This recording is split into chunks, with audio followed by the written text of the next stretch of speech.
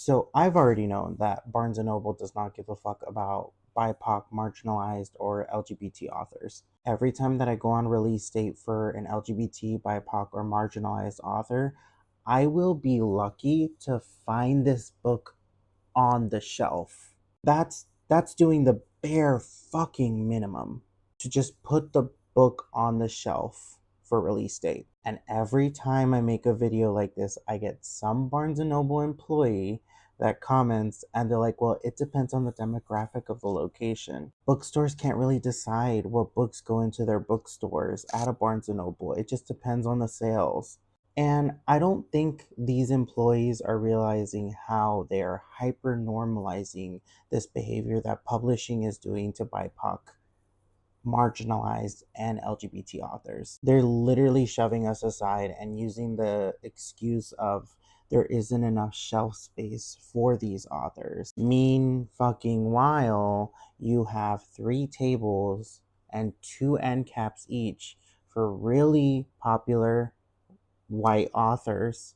But every time there's a new release for a BIPOC, marginalized, or LGBT author, we're just told to shut up, to be patient. The book's going to be in the store eventually, but let it be one of the Throne and Shame and Fury, Court of Iron Widows. Let it be one of those books on release date that isn't at the store and doesn't have a big display.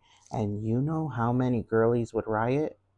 But let me come online and complain about it to my 25,000 followers that this disparity is happening. And I get told that I just need to be quiet. I just need to be patient, that I can literally just go to customer service and order the book. I can literally just order the book online.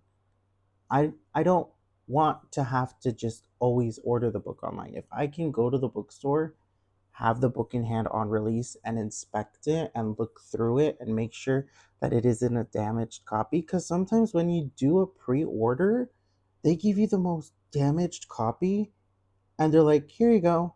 So sometimes if I really, really want a fucking book, then I want to be able to inspect it.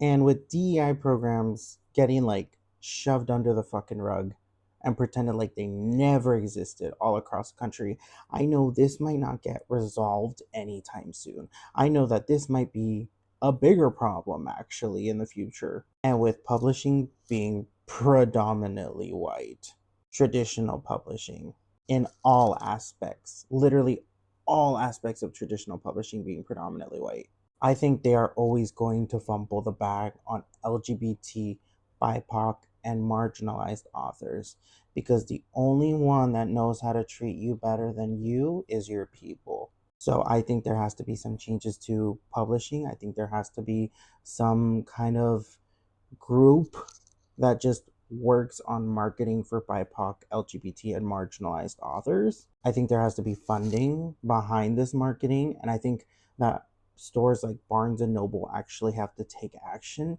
and start caring more about LGBT, BIPOC, and marginalized voices instead of diminishing people and being like, well, it just depends on the demographics of the location. Because that's a wild thing to tell somebody when you don't even have the book on the shelf on release date. That's just baseline. Having the book on the shelf on release date is baseline, bare minimum that any publishers can force Barnes and Noble to do, that any Barnes and Noble can force themselves to do. But to have a big book come out and you give them a small table and go, this'll be enough. That's some weird ass behavior. That is weird ass behavior. And it's even fucking weirder from the employees who like to come into the comments and are like, it just depends on the demographic of the location. You just have to go up to customer service and pre order the book. Oh my god, you're being impatient.